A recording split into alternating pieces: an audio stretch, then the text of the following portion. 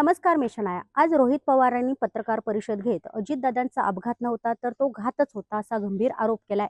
यावेळी रोहित पवार यांनी व्हीसीआर या विमानसेवा देणाऱ्या कंपनीवर देखील गंभीर आरोप केलेत. आमदार रोहित पवारांनी कोणते मुद्दे मांडलेत आणि कोणावर रोख धरत हे गंभीर आरोप केलेत ते या व्हिडिओच्या माध्यमातून आपण जाणून घेऊयात. उपमुख्यमंत्री अजित पवारांच्या विमानाला 28 जानेवारी रोजी झालेल्या भीषण अपघातामध्ये अजित पवारांसहित 5 जणांचा मृत्यू झाला. या अपघातासंदर्भातील चौकशीवर अजित पवारांचे पुतणे तसेच शरद पवारांच्या राष्ट्रवादीचे कर्जत जामखेडचे आमदार रोहित पवार यांनी अनेक शंका उपस्थित केल्यात. रोहित पवार यांनी 2 आठवड्यांमध्ये ही तिसरी मोठी पत्रकार परिषद घेऊन या अपघाताबद्दलच्या शंका जाहीरपणे बोलून दाखवल्यात. विमानातील ब्लॅक बॉक्स, इंधनाचं प्रमाण, विमान कंपनीचा गैरकारभार, विमान कंपनीच्या मालकाला वाचवण्याचा प्रयत्न अशा अनेक विषयांवर रोहित पवारांनी नव्याने अगदी प्रेझेंटेशन सहित प्रश्न उपस्थित केलेत. मात्र यावेळी त्यांनी या अपघातामागील मास्टरमाइंड कोण असेल याबद्दल सूचक विधान केलंय.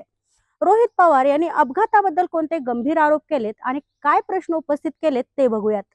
राज्याचे दिवंगत उपमुख्यमंत्री अजित पवार यांच्या विमान अपघाताच्या दिवशी बारामती दृश्यमानता म्हणजेच व्हिजिबिलिटी कमी असताना देखील वैमानिक कॅप्टन सुमित कपूर याने विमान माघारी न फिरवता खाली उतरवलं. त्याने विमानाचा स्फोट करण्यासाठीच विमान मुद्दाम खाली आदळलं असा खळबळजनक आरोप रोहित पवारांनी केलाय. यावेळी रोहित पवार यांनी अजित पवार यांच्या विमान अपघाताबाबत अनेक नव्याने शंका उपस्थित केल्यात. यावेळी त्यांनी विमानाचा पायलट सुमित कपूर आणि व्हीसीआर कंपनीवर देखील गंभीर आरोप केलेत. अजित पवारांच्या अपघाताची जी यंत्रणा तपास करते त्यावर माझा आक्षेप आहे. अतिशय संत पद्धतीने हा तपास सुरू आहे. अपघात की घातपात हा मुद्दा अजून देखील कायम राहतो. व्हीसीआर कंपनीवर कारवाई का केली जात नाही असा सवाल पवार यांनी उपस्थित केलाय. राजकीय लोक व्हीसीआर कंपनीवर मुद्दाम कारवाई करत नाहीत कारण त्याचे काही हितसंबंध आहेत.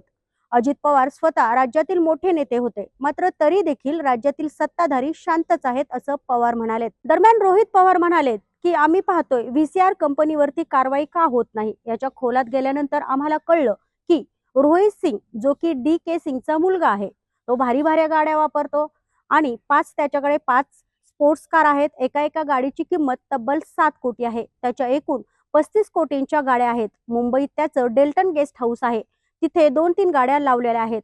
बाकी कुठे आहेत माहिती नाही असं म्हणत रोहित पवारांनी अप्रत्यक्षरित्या सिंगवर निशाणा साधलाय. रोहित सिंगचं लग्न 1.5 ते 2 वर्षापूर्वी झालं होतं मेरियट हॉटेलला, जयपूर राजस्थानमध्ये. तिथे कोण कोण गेलं होतं काहींचे फोटो आहेत, पण ते आम्ही वापरणार नाही. काही लोक जातात लग्नाला. आमचं हे म्हणणं नाही की घातपात करणारे लोक तिथे गेले होते असं आमचं म्हणणं नाही, पण व्हीसीआर वरती सखोल तपास का होत नाही असं पवार म्हणाले. रोहित सिंगच्या लग्नाला महाराष्ट्रातनं काही जण गेले होते, नेते होते, माजी मंत्री होते, काही राज्यातील देखील नेते गेले होते. एका राज्यातील नेते आम्हाला कळले आहेत. आंध्रचे प्रमुख, TDP पक्षाचे प्रमुख नेते, ते कोण मी सांगणार नाही. मला माहिती आहे व्हीसीआरच्या मालकाच्या मुलाच्या लग्नाला ते राजस्थानला गेले होते.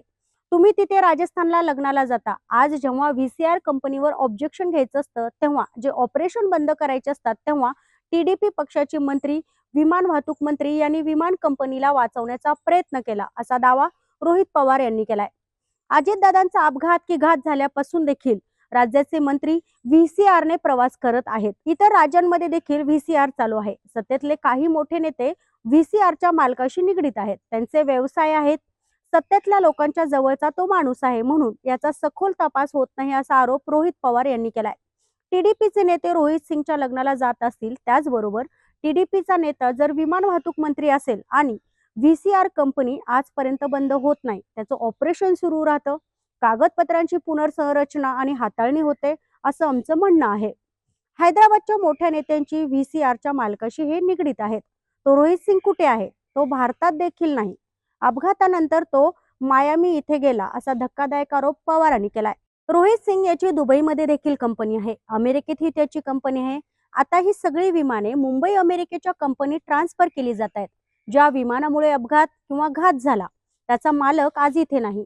त्याला बाहेरच्या देशात जाण्यासाठी कोणी मदत केली याची सखोल तपास करून मालकाला ताब्यात घेऊन त्याचा तपास करायला हवा होता, पण तसं झालं नाही असंही रोहित पवार म्हणाले. दरम्यान अजित पवार यांच्याबाबत उठलेल्या घातपाताच्या चर्चेने राज्याचं राजकारण ढवळून निघालंय. पण प्रत्येक नागरिकाने ही गोष्ट लक्षात ठेवली पाहिजे. अफवा या वेगाने पसरतात, भावना पटकन भडकतात, पण सत्याला वेळ लागतो. जर काही संशयास्पद घडलं असेल तर सरकारने पारदर्शक चौकशी करून स्पष्ट अहवाल जनतेसमोर मांडायलाच पाहिजे.